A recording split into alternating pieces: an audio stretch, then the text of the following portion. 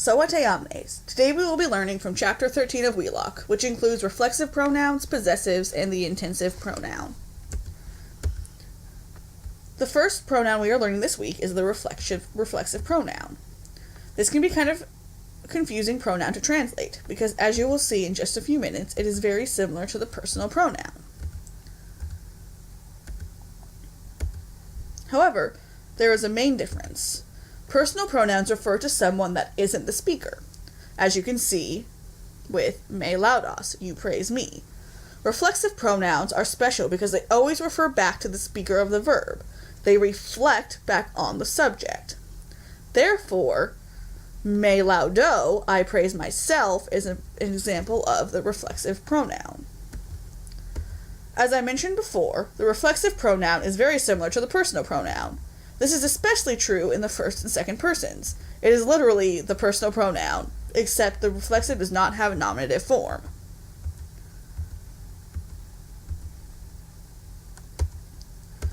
The third person personal pronoun is also very easy. They have the same forms in the singular and plural.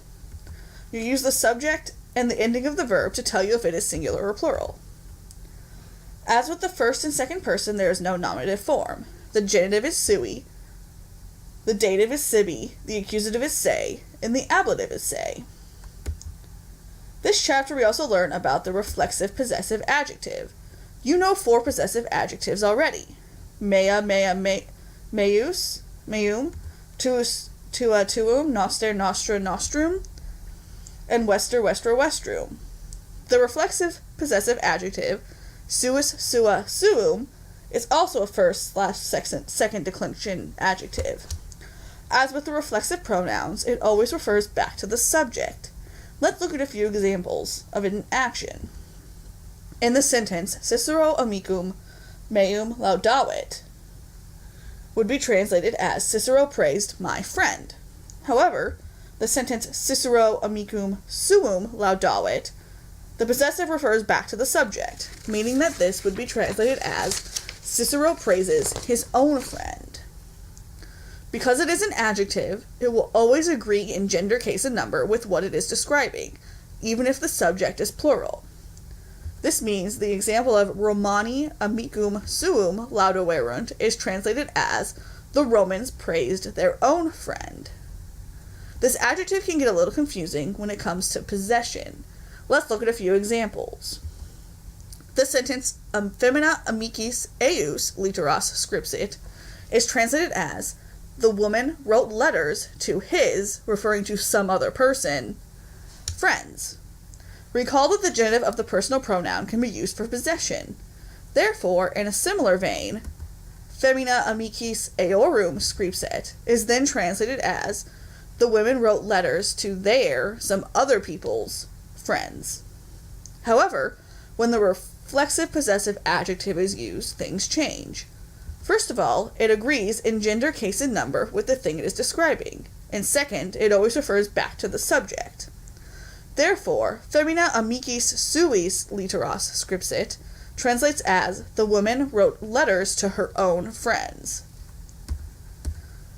One other adjective/pronoun introduced in this chapter is the intensive.